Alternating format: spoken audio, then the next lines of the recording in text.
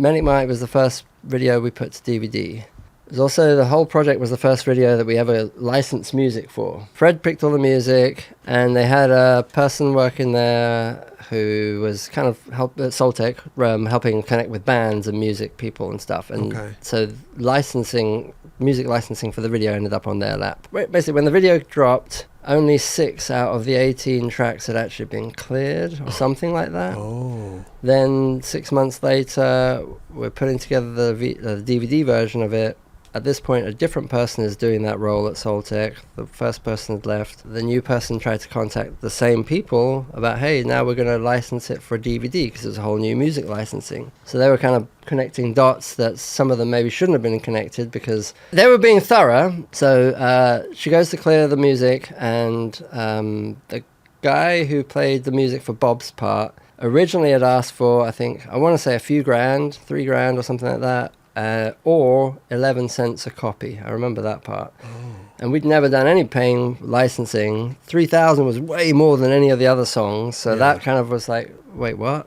And then 11 cents a copy, everyone was like, well, we don't know even how to track that. And then nothing ever happened with it.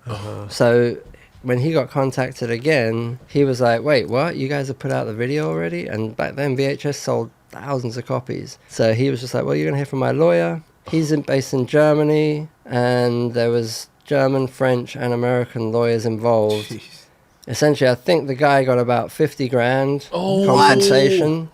It was something crazy like that, and then I think Soltec's lawyer fees was almost another 50 grand. So Mark Waters, rest in peace, good dude, called me into the office one day, and I got on speakerphone there was a Soltec lawyer just screaming at me like, whatever you do, don't ever do this again. I didn't do anything. I was just the guy helping make the videos, you know, like it was other people's jobs to get that stuff cleared. It was only until we did the DVD that we realized that the VHS wasn't all cleared. Wow.